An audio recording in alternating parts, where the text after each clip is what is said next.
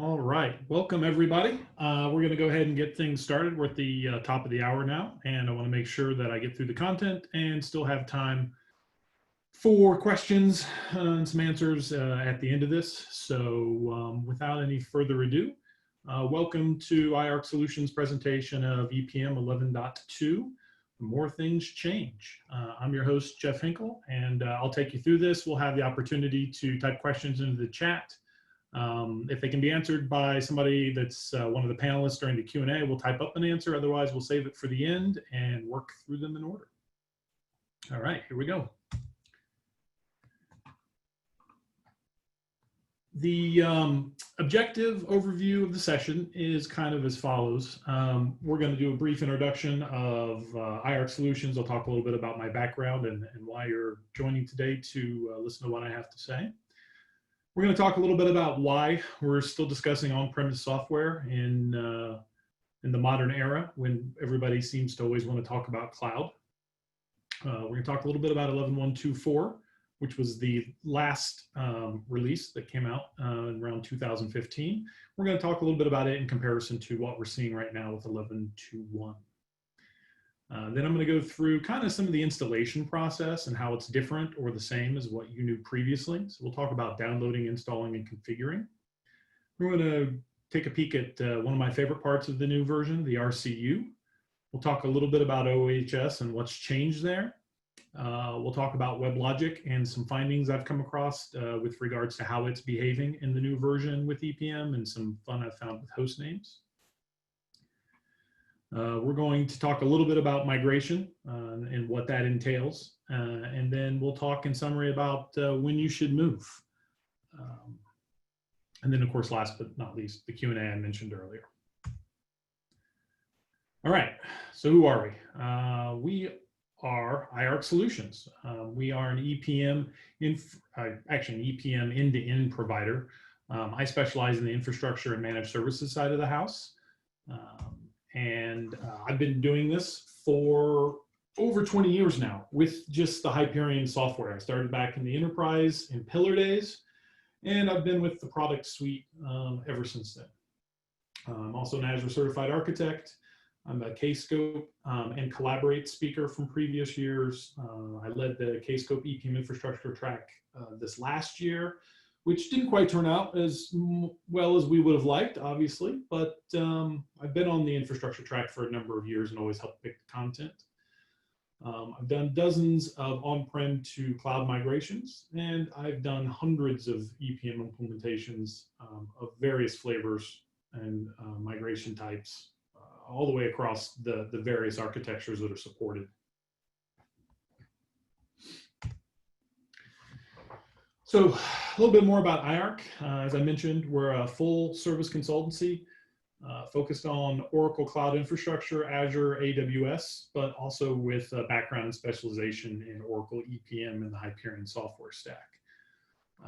We provide end-to-end solutions, so we frequently get involved in the pre-sales, sales side, and then follow that all the way through to implementation and then post-go live support.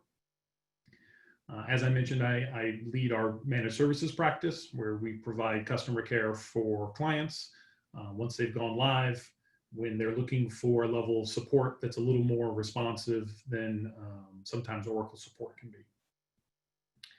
We are an Oracle Cloud certified partner, and we've done a number of engagements with them. We serve Fortune 100, Fortune 500 companies across the globe.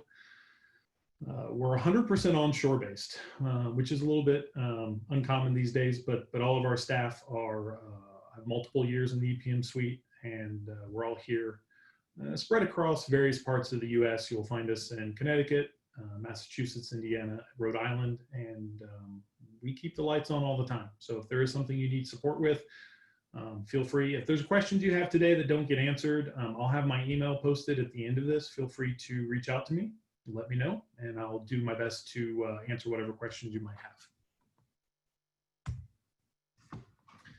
I'm not going to spend a whole lot of time talking about this, but we've worked with a lot of big companies. You can kind of look at the slide here and get a feel for the verticals that we speak across, as well as the scale. We're a big believer in repeat business. We feel like being the trusted EPM partner or the trusted cloud partner is where the rubber meets the road for us. So success is kind of our number one goal when we work with our customers. A little bit more, just some high-level service offerings. We do everything from advisory services, as I mentioned, to infrastructure, cloud, data governance and integration, EPM, HFM, BI, planning, you name it. So if there is something in here that you're interested in, feel free to reach out again. You'll see my contact information at the end. But let's really talk about, why are folks here? What is your interest in EPM? And I've got a little poll question I'm going to throw out for folks and give you about 30 seconds to answer. And then once I get those results, I'll share them and we'll move on.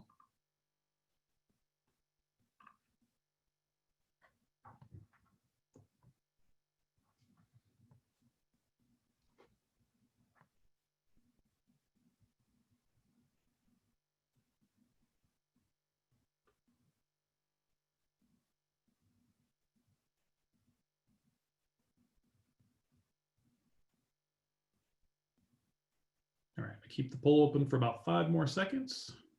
So get your votes in. All right, I think we got everybody. So I'm gonna go ahead and end the poll and then I will share the results.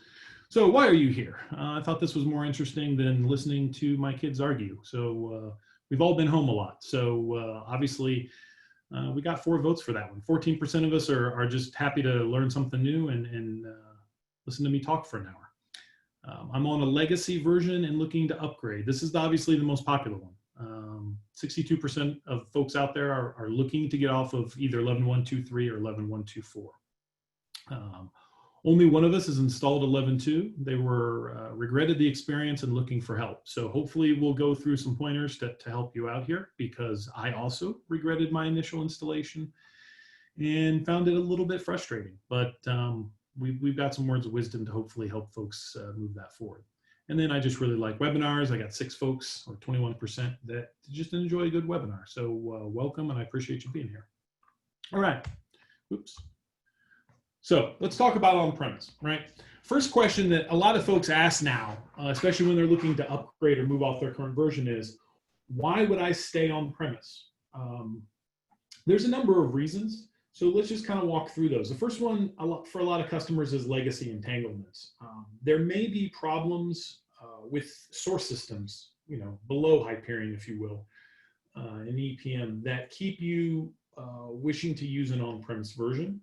So maybe data integration points that are not prepared to go up to the cloud, or they're not secure enough to connect to the cloud. That might be a real common reason that we see out there for why folks are not ready to move forward. Another one is cost.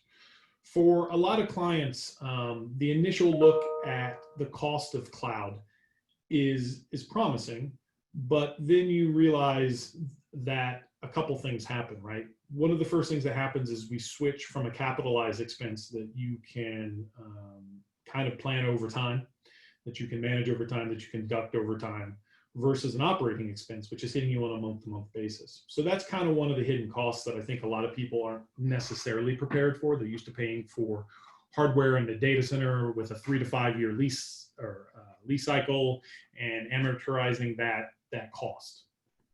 Another thing that happens with cost is, depending on where you go in the vendor, folks kind of look at the sunk cost of the hardware lease itself. So they're looking at, what's it cost for me to stand up some compute image out in Azure or OCI or AWS or Google or wherever that is.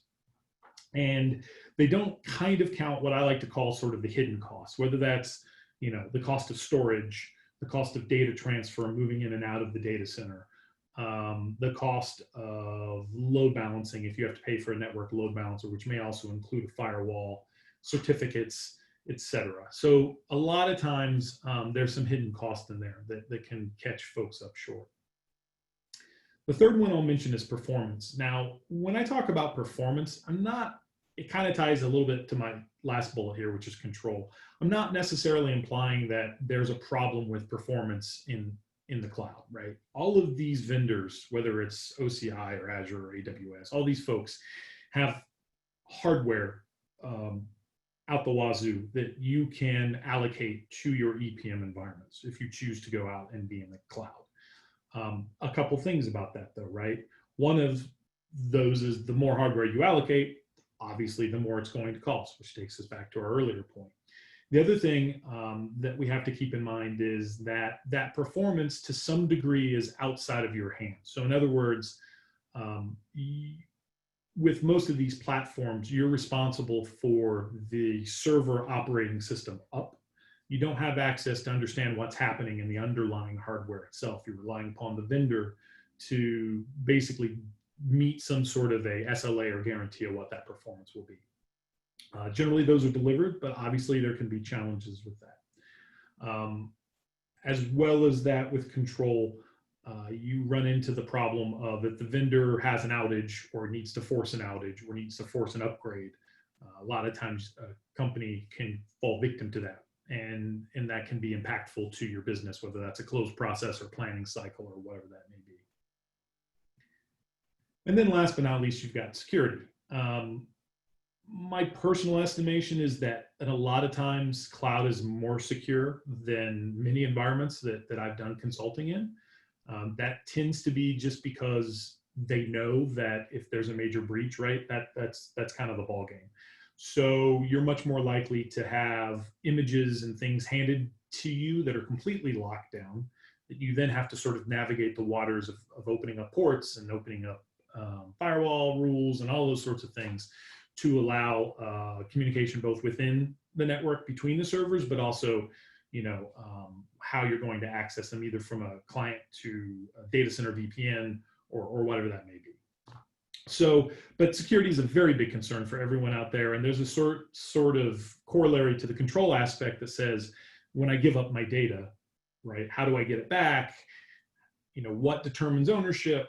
What are all sort of the touch points that I have to be concerned about to make sure that if I ever need that data back, I can bring it back in-house, et cetera. So for a lot of folks, on-premise is still the answer.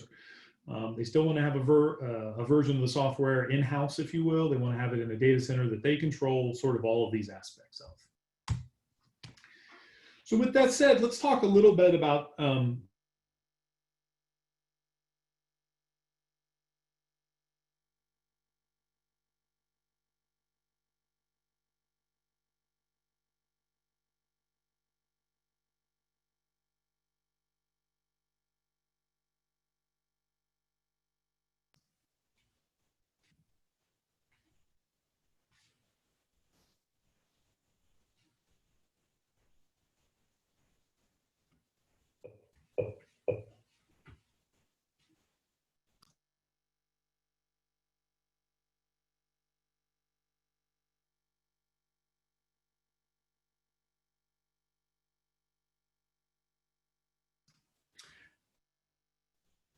Hi, folks. Sorry about that. We apologize for the inconvenience here. I think we had a little network disconnect here. Please bear with us for 1 second and we'll get caught up again. Apologize for that.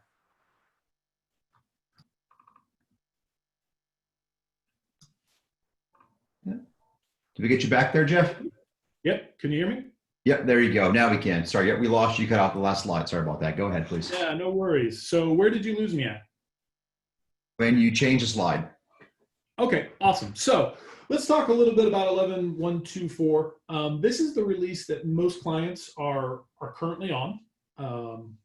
There's still some folks out there on 11.123 as well, but 11.124 released in 2015. So it's approaching 6 years old now. 11.123 is going on 8 years old. So in the world of IT, right, you know, 3 years is pretty long in the tooth, and 5 and 8 years respectively is ancient. So a couple things about that 11.124 version. You're stuck on IE11 if you're using Internet Explorer as a browser, which most corporations do. You're pinned to either 2008 server or 2012 server, both of which are essentially end of life. Or you're on SQL Server 2008 or 2012, also essentially end of life. You're on a very old Java version, and that Java version has some constraints with it with regards to what you can accomplish with TLS and SSL. Red Hat support actually ended back in November of 2020. And you're on pretty older versions, both for Oracle Linux and Oracle Database. So all of those are compelling reasons why you might want to upgrade, besides the application considerations themselves. This is just kind of a pure infrastructure look. Additionally, the WebLogic version is 10.3.6, OHS is 11.1.7. Neither one of these support TLS 2.0 out of the box. Both can be upgraded, and there are support processes from Oracle to achieve that. But based on our experience, those are time consuming, and the amount of support you're going to get back from Oracle is relatively limited because it's a pretty complex process, and there's not a whole lot of people who are focused on this and or who understand all the pieces involved to upgrade these backend components.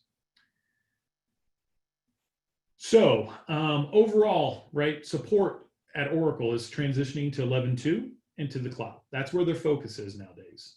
That also goes for development. So end of life is December 31st of 2021. So those dates are pretty solid. So you want to keep your eye on getting upgraded as soon as possible. Let's talk a little bit about 11.2 or 11.2.1. 11.2.1 is the latest iteration of the EPM suite that is out there. There is an 11.2.2 version that is either dropped or in the process of dropping any day now, which I'll talk a little bit more on the next slide.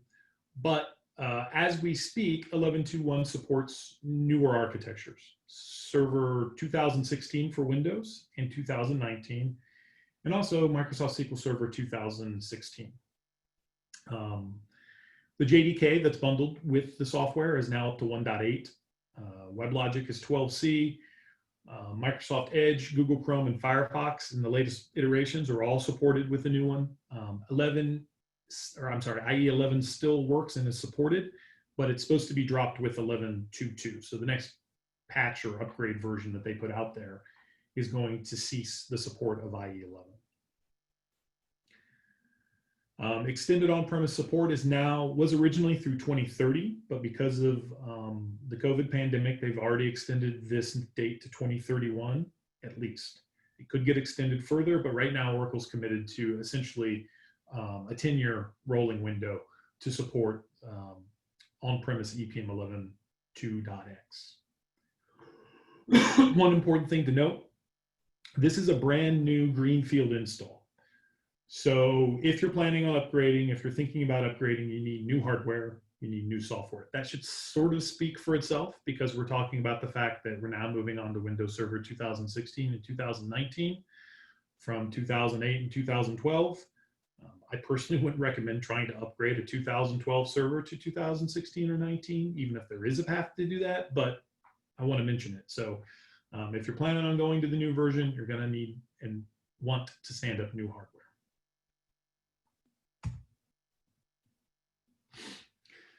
All right, let's talk a little bit about versions. So as I mentioned, 11.2.2 release is imminent if it hasn't dropped already. I looked yesterday, I didn't see it out there.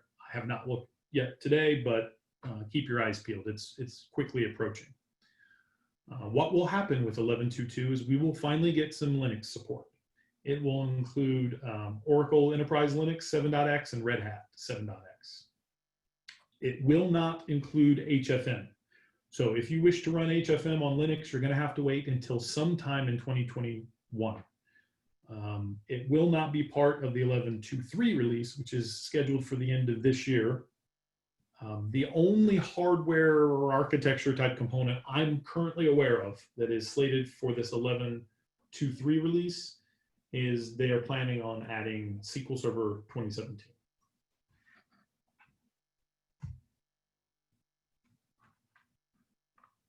All right.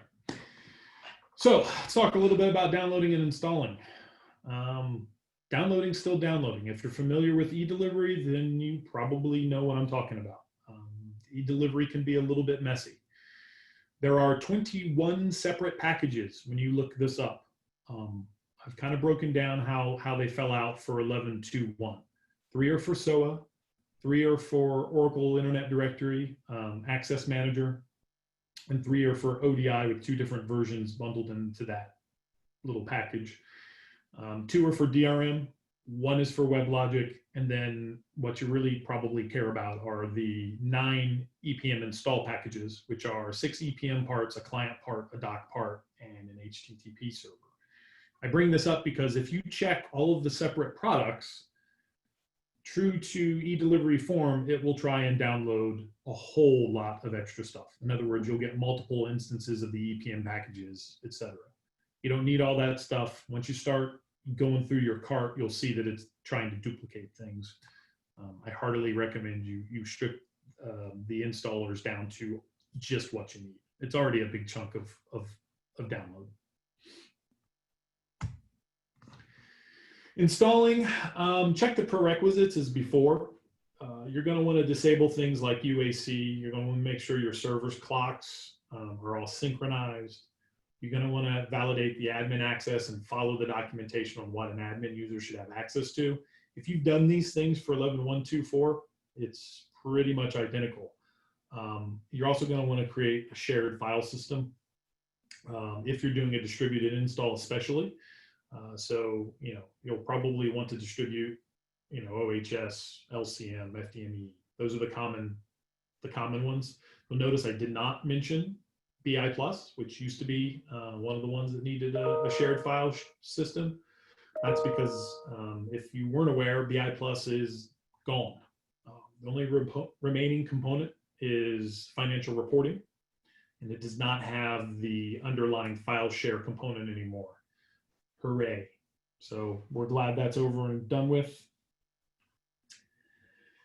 You're going to unzip as 11.1.2.4. So you're going to drop all those various zip packages in one big install folder. You're going to overwrite when it prompts you, and it will prompt you, I think, once for each individual zip after the first one.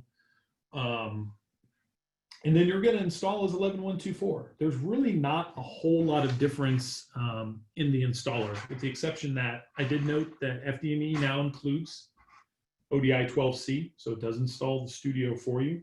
I installed it the first time and then installed ODI again just to get the studio, and realized afterwards that I had 2 studios. So you can keep an eye out for that. Planning, if you're just doing a node for just a planning server, just like an 11.1.2.4, if you check the planning box and just move on down the road, it's going to install full-blown S-based server underneath your environment. So you got to go in and check planning and then go uncheck S-based server, and it'll work as previously. So you don't need S-based server underneath there. You'll need the runtime client and all that good stuff, but you don't need the full S-based server. And I have found through bitter experience that VirusScan will bog down performance on the installer. I had one install where I kind of looked away and came back, and like an hour later, it was still at 21%. Then I went and looked, and I think it was McAfee was just ripping away at it.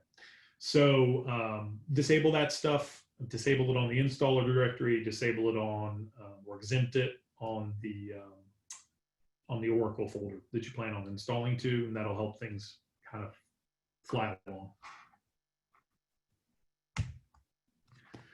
All right, so here's the biggest change in 11.2.1, and that's the repository configuration utility, or RCU. If you've done OBIE before, if you've done ODI 12C and some other components, you're probably familiar with the RCU already.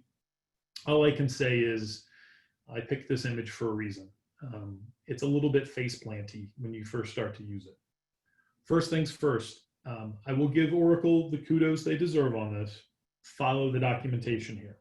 It's actually accurate. It's really good. It tells you exactly what you have to do.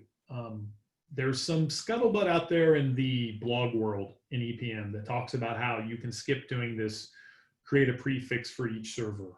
And you can copy things around, and you can move the EPM, the RCU properties file and a bunch of stuff, and then you don't need to do this.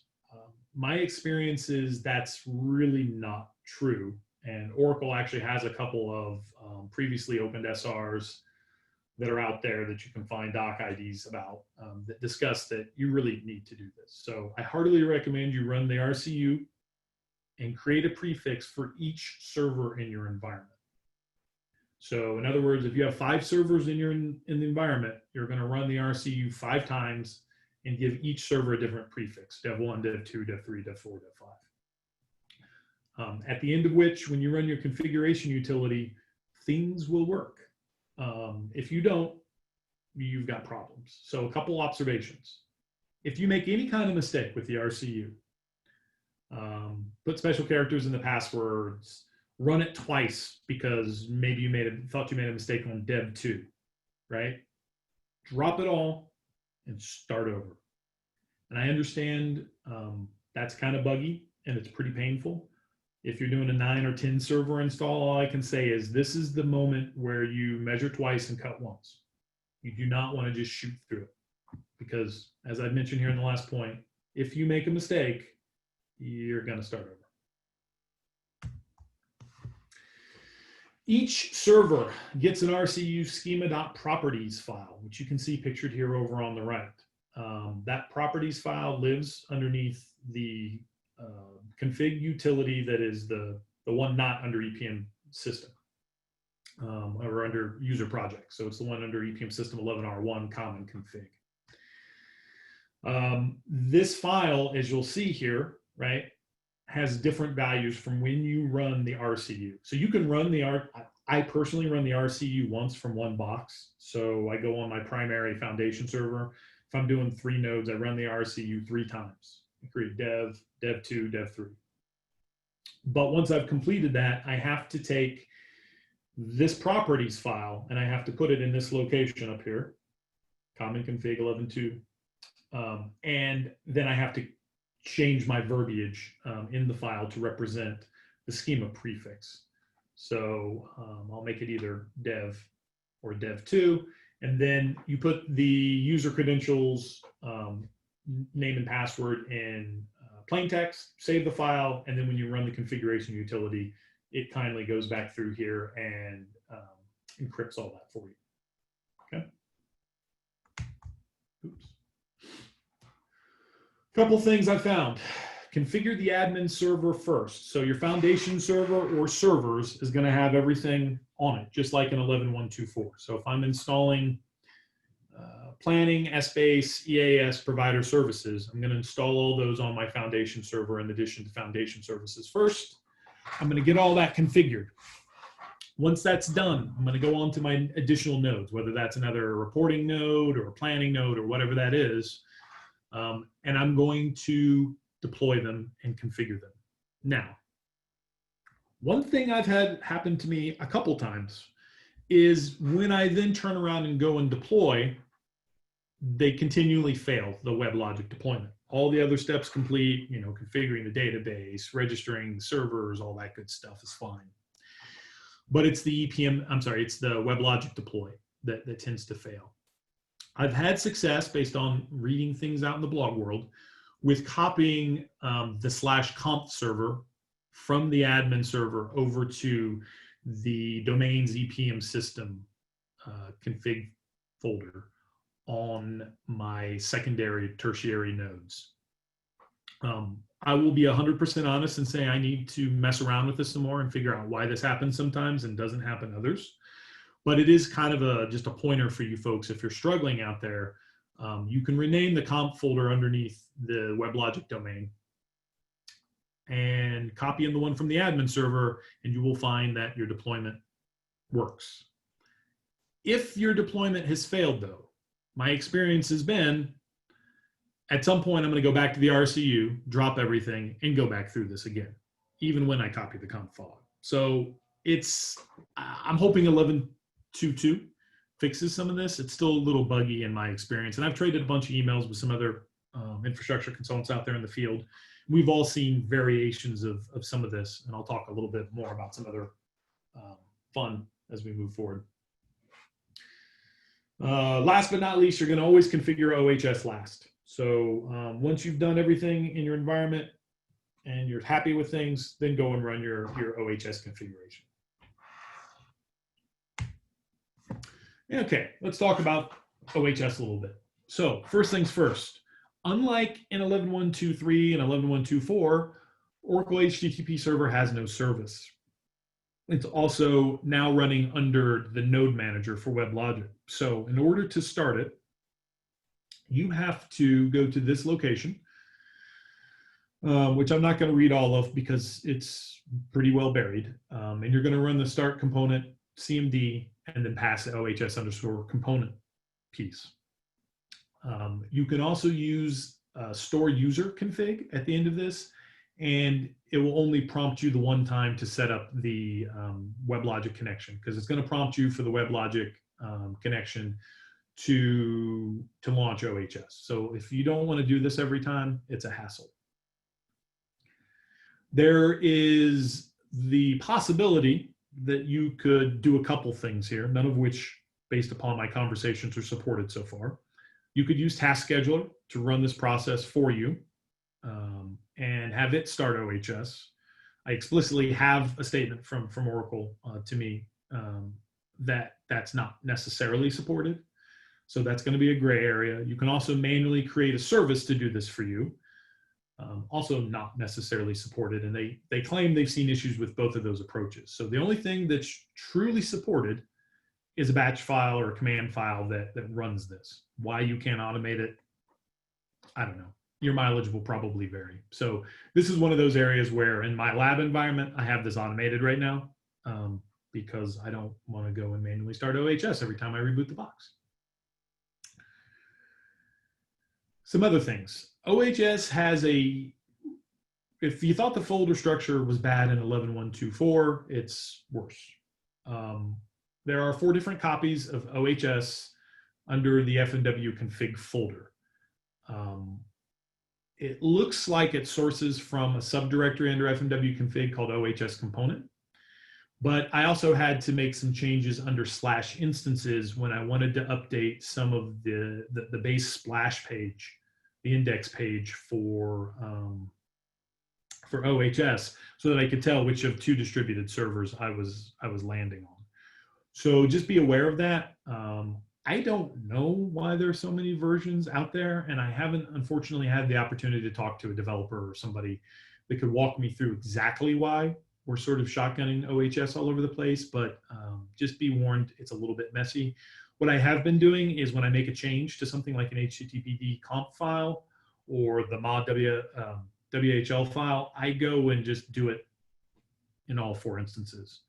It's a hassle from an infrastructure perspective, but it's kind of one of those things. If you're not doing a distributed deployment of OHS, it's not too bad. And if you are doing a distributed deployment of OHS, then I would recommend that you point it to the share. So then at least your mod file will only get updated once, even though you may have to go out and update multiple instances of the httpd.conf for each individual OHS node you might have. All right, let's talk a little bit about WebLogic. So I've run into some issues with WebLogic performance in this new version that I did not encounter in 11.1.2.4. Some of that I think is probably learning curve, and some of that I just think is the way WebLogic 12c binds and does some things. So let me talk about that a little bit. First things first, much like OHS not having a service, the shortcuts that you used to get to start and stop the admin server are no longer delivered with the product suite. So if you want to launch it, you've got to go to the bin folder underneath EPM system bin, and then you can launch start weblogic.cmd. If you don't want to find it or don't know where it's at, you can just search it, it pops up, and off you go. My best experience in terms of performance and getting things to start up quickly is to always start the admin server prior to whatever you're going to do. Kind of goes against the way we used to do things in 11.1.2.4, where we generally didn't start the admin server unless we were deploying from another instance on a different server, or if we were troubleshooting something or tuning and we wanted to get into the WebLogic admin server console. Now I just start it, and then I start all my downstream services. You can script that. You can also convert the WebLogic admin server into a service. There's plenty of instances and examples of how to do that out on the web. I heartily recommend it. It makes your life easier. One of the observations I found is that WebLogic 12c wants to bind to random IP addresses. In particular, this is true with IPv6. What I have found is at one point in my multi-server build in the lab, it was taking about 35 minutes for the EPM services to start up. Now, when I say 35 minutes, I'm not actually talking about 35 minutes to work through the start script and finish. I'm actually talking about the individual downstream JVMs to go from issuing the start command to going into running mode and being ready to use the product. And what I found was there's a whole lot of chatter in there about the bind addresses and how they're waiting and they're looking around and they're just spinning essentially. So what I found was if you go into the WebLogic admin server console and actually bind all of the components, every single JVM that you've deployed to the IPv4 preferred listener address, everything goes a lot faster. I will also add that in emails with another consultant recently, he mentioned that making this change allowed his downstream server instance of HFN FDME to deploy successfully. So that may be a way to work around the issue I saw with some of the configuration stuff and copying the conf file around. I don't know yet. It's certainly something I'm going to look into some more. So if I find out anything really good, I will certainly post a blog article about it, and we can kind of talk about that in that platform. So, you know, keep your eyes peeled for updates there. Another thing I recommend is I encourage you to put the console, so the 7001 port for WebLogic admin server, in your mod WLOHS file. This will allow you to get to everything from behind OHS, especially if you've made WebLogic admin server a service. It just kind of smooths the entire deployment process. It guarantees that if you're scripting this out to start the services with custom scripts or a third-party tool that's launching your services, that you'll bring WebLogic admin server up first, give it a nice pause, and then start bringing everything up downstream. And all the products should be talking to each other on their IPv4 address at that point. Like I said, I had a lot of pain kind of working through this to get things to improve. What did happen once I set these values is my time went to about 5 to 6 minutes from beginning to end for most services to start. I think the longest one right now, based on my experience, is FDME. I'm guessing it's something to do with the new version of ODI under the covers, but it is certainly slower than it used to be. And then don't try to SSL offload the admin console. We tried that. It didn't go well. I'm not exactly sure yet why that's the case. I probably need to throw some fiddler tracing and stuff and really spend a little bit more time on trying to understand why I was able to put every other component in the new suite behind an SSL offload load balancer. It all worked great, but not the admin console. So for that one, I still have to go direct to the server hostname in order to get that to resolve and function as expected. You will get the splash page. You'll even be able to quasi log in, but it all goes downhill from there. So if you do go down this path and you do want to do SSL offloading, then you know, that's just kind of one thing to keep in mind. All right, let's talk about the big elephant in the room, migration. So first thing first, we migrated every product except for EPMA into a couple different lab instances, really without any issue. So a couple things. You can LCM out from your 11.1.2.4 environment, take those packages and load them into 11.2. And assuming that your metadata, data, and structures and things that are in 11.1.2.4 move pretty seamlessly within that version, then they will load in and upgrade as expected in 11.2. Ran into some problems with DSN names because I took some old legacy applications and I just threw them in and for planning and said, import, and then it came back and blew up at me with the error that my DSN names that I had set up were different than the ones that were historically stored in the LCM artifacts. So you want to match those DSN names, or you can open up those zip files underneath LCM, find where those are referenced, and go and hack all the various XMLs to fix that. You could go either route. DSN names being fairly generic, I just matched them up and then re-imported. Financial reports can be kind of interesting. If you're importing a big subset of reports, I have seen it create multiple folders or multiple folder structures, especially if I have to do that import more than once for some reason. So be a little cautious there. I tend to kind of just clear everything out as a general rule of thumb before I import reports. It speeds up the process, and it works pretty well. You can still do the file import export as well as the LCM if you prefer to use that method. But again, if you're going to do the file import export from within Workspace for financial reports, I recommend you clear things out before you do it, unless you like answering yes or no to a whole lot of prompts about pre-existing reports and data sources and all kinds of stuff. So just keep that in mind. Also, if you're using report security, that security model's changed completely from 11.124 to 11.2.1. There's no longer any BI. So therefore, the roles that used to exist in shared services for BI have all changed or are gone.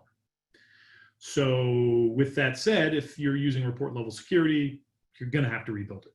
So just be prepared for that when you bring it into the new environment. If you're not using report level security and it's all managed by access at the data source level, then you're golden. You're just going to bring your reports in and move on. The other elephant in the room, of course, is that EPMA is gone. If you have classic apps for planning in HFM, this doesn't impact you whatsoever. But if you do have EPMA and you are an active user of EPMA, you're going to move to what's basically limited use DRM.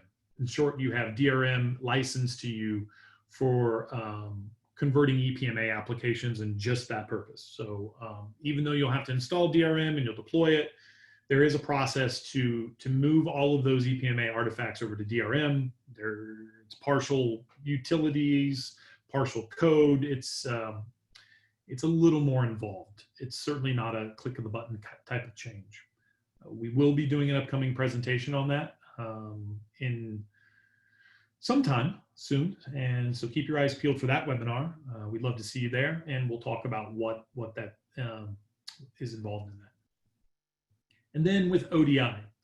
ODI 12c is the replacement for the new EPM suite. So 11.117 or 11.119, which is what most folks were running on, is gone now. So plan accordingly. There are no LKMs anymore that are bundled with the product. There are older LKMs that can potentially be modified. There is some discussion about building 12c LKMs from scratch out on the internet, but you will have to do some manual labor here if you wish to use ODI. Rich Wilkie gave a presentation earlier this week where he discussed the fact that really what they want folks to do is to use FDME for everything that you used ODI for previously. So hopefully FDME will fit most of those gaps. If you still need to use ODI 12c, then again, be ready for some custom coding if you were really reliant on those LKMs. All right, so with that, I have one more poll question I'm going to share, which is, when do I move? I'll let you guys answer that, and then we will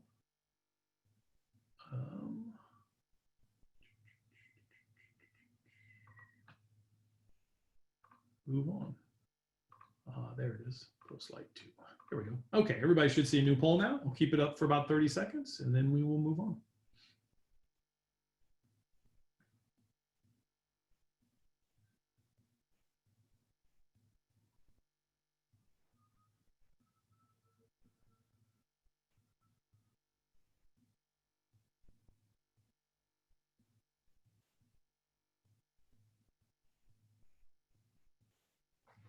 All right, 5 more seconds and we'll end the poll. Awesome. All right, so everybody got their votes in. 19% of us are going to schedule their upgrade plan shortly after this call. I think, right, we've let other people feel the pain with 11.2x, which was pretty bad. 11.2.1 was a huge improvement, at least from an infrastructure installation look and feel perspective. 52% of us are going to wait until 2021. By then, you'll be in 11.2.3, right? And you'll get that Linux support, which is also something that about 11% of us want. And then about 20% of us or so are headed to the cloud. So that's awesome. So I would say for most folks right now is a good time to start moving if your architecture corporate-wide and your data center permits it. So if you're going to be running a Windows architecture already, your plan was to build Windows servers, whether that's on 2016 or 2019, it's a pretty good time to go. If you're a Linux Unix shop, then obviously you're kind of on hold for future versions. If you're a Linux Unix shop and you require HFM, then you're down the stream sometime in 2021. So just keep that in mind that the next release that's happening any minute now, while it does have Linux support, will not have HFM as part of that. So it's just planning S-based folks that should look to that next major release. All right, so at this point, I'm going to open things up to Q&A, and I'm happy to answer any questions you might have.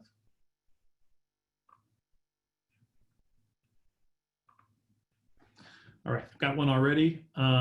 Somebody says, have you noticed sometimes that the Oracle DB client 32 and 64-bit does not get installed even though I checked it in the installer? I haven't noticed that. I actually noticed the opposite, which is that it gets installed sometimes even when I don't check it.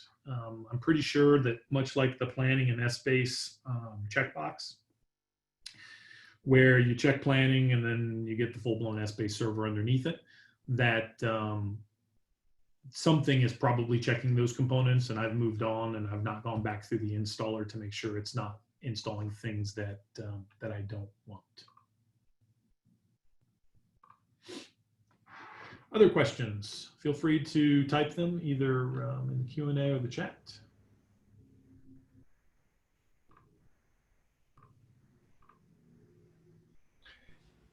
Hi, Jeff. This is Joe. There was a question earlier that was posted. I did post an answer to it, but you might want to read the answer to one out loud just so the group can hear that again. Was this the one I just did on the DB client?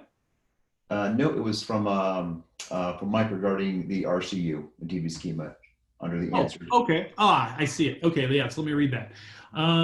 Do you use the same RCU DB schema and create unique prefixes, or do you need an RCU DB for each server? Great question. So this was my initial thought when I saw the presentation done, I don't know, back in the winter by Bill Fox and Paula Rubenstein, where they were talking about the new version and installing it.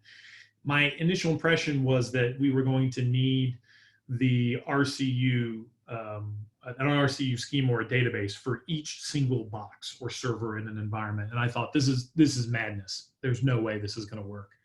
And so I kind of sat a little bit on installing 11.2 because I just really didn't want to deal with that. Then I went and finally got some free time and started reading through all the documentation and realized that really what we're doing is we're taking one database on the SQL side or one schema on the Oracle side, and we're seeding that with a prefix for each server in the environment. So you'll have one database or one schema, and then you will populate that with whatever, 10 prefixes, one for each box. So it's not as bad as I thought. It just makes for a slightly, big database, although there's not a lot of content in there. So it's not gonna, it's not big in the concept of HFM databases, or schemas, or FDME. Thanks, Joe. All right, got a couple more. Does the HFM copy app still exist? The 11.2.4 version still exists. So in other words, if you go into consolidation administration for HFM, then you can use the 11.1.2, what was the 11.1.2.4, or the baked in workspace version of the copy app utility. How to handle workforce application from 11.2.4 to 11.2. So a lot of the planning modules have changed. Moving a workforce application, I think, is something we're going to talk about when we talk about migrations in the future. I will say that, and I forget which one it is. I'll have to go back and check slides. So feel free to email me that question afterwards. I'll get you a better answer. But a couple of the modules are still slated for delivery, actually, on the planning side in the future. And I can't remember if workforce is one of them. So shoot me an email on that one, and I'll make sure I get you a sound answer. All right, next one's a little bit more generic, but how's performance compared between AWS and Azure? We're going to actually do a series on those. So stay tuned for that. We are going to compare the various cloud providers. With that said, my personal opinion is you can pretty much get the same performance from any given cloud provider. Google, Azure, they're all running the same underlying hardware at the end of the day, right? Or similar hardware in terms of performance. It all comes down to what you build for, what you're willing to spend on a cost, and where that's going to put you. But we are doing a series of those, so please stay tuned because we're going to compare the cloud providers. All right, we use ODI for S-based planning hierarchy updates. So Oracle's promoting FDME for that 11.2. Are there other options? Yeah, so metadata is the big thing, right? Oracle's been a little bit vague on that because there was a drop-down option in 11.1.2.4 where you basically went and configured the metadata, and that appears to be gone, at least as of 11.2.1. So that's where the gray area falls and where you might still be looking at ODI 12c with some custom LCAM builds. So we're also working on some things around that. So stay tuned because I tend to blog a solution around that because my hope is to build some ODI 12c LCAMs. So, all right. These are rolling through fast. I'm just trying to make sure I get to the top of the list. Is 11.2.1 available through eDelivery? I can't seem to find it. Even when I add 11.2 files to my cart and then click on continue. Yeah, Jason, they're out there. I usually just search Oracle Hyperion EPM and click go. And the version that is there by default will be 11.2.1. The only other version I believe that's still out there is 11.1.2.4.900. If you needed any other 11.1.2.4 version, then you've got to go and ask Oracle support for that. All right. Does the import app still exist? So yes, it does still exist, but it's the workspace version, not the old standalone client for HFM. All right. We have another one. We've heard that FR reports don't migrate at all, but you just mentioned that security did migrate. Is there a migration path for existing FR reports? FR reports migrate just fine, in my experience. So they migrate, they work, just not the security. So you'll have to rebuild your security model for the reports themselves, but I've personally had no issues migrating both planning, S-base, and HFM reports into the new version from 11.1.2.4. And you can do it in two methods. You can do it either via LCM or you can do it through the old import-export process in Workspace. Can the database run as an Azure SQL service? Good question. I haven't tried it. I don't know why you wouldn't be able to, assuming that you are able to connect to it from within, your cloud, and you've opened up the proper ports and the servers, your compute instances can communicate with it. I see no reason why it should behave differently. It's just abstracted SQL. So obviously version matters though. So if your SQL as a service is giving you 2019, that's not supported right now. Though I did deploy on it and I didn't have any issues, I wouldn't recommend it because it's not supported. So you'd want 2016. All right, next question. In a distributed install, do you need RCU prefixes for each WebLogic box, but not for servers without WebLogic? This is a good question. My understanding so far is that you only need a RCU prefix for an instance running WebLogic, because it's WebLogic that's going out to those tables and binding for the security realm and a whole bunch of other stuff that if that's not there, it's going to fall down. So like if you were doing a standalone DRM node, you probably don't need to run the RCU. If you were doing an HFM server without the accompanying HFM web service, because you wanted to put that on a WebLogic box somewhere else, you should not have to do that.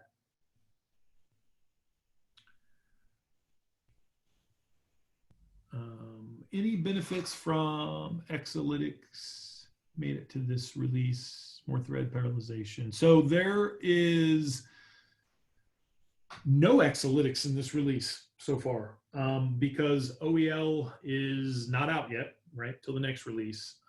And they've deprecated the Exalytics line of hardware, at least on the Solaris side. And in general, Oracle's getting out of the hardware business by and large. So I would be cautious of any plans with Exalytics. Pretty sure that the plans for the next Linux versions are all commodity hardware driven and not Exalytics driven. Hey, Jeff, this is Joe. If I could add one quick piece to that, the only option, as you mentioned, right, Exalytics hardware is deprecated from Oracle. Where they do sell it is within the Oracle Cloud Infrastructure as compute instances you can actually purchase. Now, that being said, as Jeff just mentioned, there is no OEL 7 just yet for the HFM pieces. On the S-Space side of the house, and I'm not sure if you mentioned this before or not, Jeff, but the current embedded version of S-Space is still 11.1.2.4 code base. It has not been upgraded yet. So I think the quick answer is right. Not right now, coming down the road, likely if you were an OCI customer, you would be able to leverage Exalytics in some capacity in their cloud offering. Awesome. Thanks for the clarification, Joe. All right, and then last, we've got if a non-SA account is used in the RCU properties file, does the sysdba role need to be retained on the account beyond the initial configuration deployment? Good question. Haven't tried it. To be completely honest, my understanding of everything I've read and what Oracle's published in the install guide is that you should only need SA or DBA level, sys level access when you're running the RCU, but you would not need it after that. I will state that if you're using SQL Server, they do mention in there that you need bulk update, and they're not kidding. If you do not have bulk update, then the RCU will fail. So if you're going through and doing a SQL Server build, make sure that not only does the user you're using for the RCU have sysadmin, but they also have bulk update or bulk operator. I think they refer to it in the install guide as bulk update. I believe the actual role is bulk operator. And then I have a question. Is Joe a great boss or the greatest boss? Wow. Joe's pretty solid. I gotta say, he's definitely up there. I don't want to make his head too big though, because he's got to do other presentations later on, and Jason, checks in the mail. Thanks for asking. Thank you. And there was one more question, Jeff, actually in the chat. Yep, I'm just coming over to that now. Yep. We have, is ODI a part of EPM 11.2 or will it be used within FDME? So ODI gets deployed still as part of FDME, and it will actually install the studio now for you as well. So that's kind of a nice bonus. Additionally, ODI, 2 different versions, is available when you pull the product suites from eDelivery. So if you want the full-blown ODI product, you can certainly go out and get that. What is missing, right, for 11.2 and what has been deprecated is Oracle is no longer writing or providing the custom knowledge modules that used to exist as the data integration touch points for HFM, S-Base, and planning. That's not to say the old ones may or may not work, and it's not to say that you cannot take the old ones and modify them, customize them, and make them work. It's simply to say that that bundled functionality is no longer there. All right, version of Python used in FDME 11.2.1? That's a great question. I don't know, but I can look it up for you if you'll shoot me an email with that. My email is obviously here on the screen, so feel free to avail yourself of it. If there are any questions you didn't get answered, or I didn't answer well, or that you would like more detail on, please shoot me an email. That's why we do these webinars. It's the best thing about EPM is the community, working with great people and staying connected. So definitely shoot anything on. We're kind of coming up to the wire here, though I do have a couple more questions rolling in that I'll answer.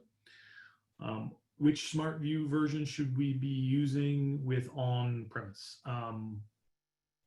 Yeah, the Smart View version I recommend is the latest and greatest. So I think that's like 11.125.910 or something like that. Don't quote me on that version because I'm kind of going off the top of my head, but it's an 11.125.900 version or something like that. Smart View, I always just grab the latest and roll with it. It's supposed to be backwards compatible to all versions. And I don't believe there is a 11.2 explicit version yet for Smart View that has been released. Any other questions? Can we have a link to recording? I believe we do provide a link, right, Joe? Yes, yep. We'll have a link to the recording will be sent out. We'll also have this on our YouTube channel, which we're starting to populate with content. That's a relatively new channel for us, so we'll get that information for you folks. As Jeff mentioned, his email is on here. You're more than welcome to reach out to Jeff or any of us for anything you need, as well as we'll have the presentation slides as well available for download off our website. So you'll receive an email from us shortly, kind of thanking you for attending the session. Then after that, if you want the content yourself, just pop a note to us and we can make sure you folks get that. Oh, actually, Alicia's saying it'll be emailed tomorrow. Well, there you go. One last quick thing. Thank you, Jeff, so much for your time today and doing this, and everybody for attending the session as well, for joining us. If anyone's interested in taking a live look at 11.2, we do have POC and demo sandbox environments available. So just reach out and we'll be happy to work with you guys to get you folks a little access to play around a bit and take a fast look. Awesome. Thanks again to everybody. I do appreciate so many people attending the session. If you have questions, email me, watch for blog updates, because that's probably where I'll put things. And then look ahead to future webinars where we talk about cloud comparisons and migrations from EPMA over to DRM. All right, everybody take care. Enjoy the rest of your day.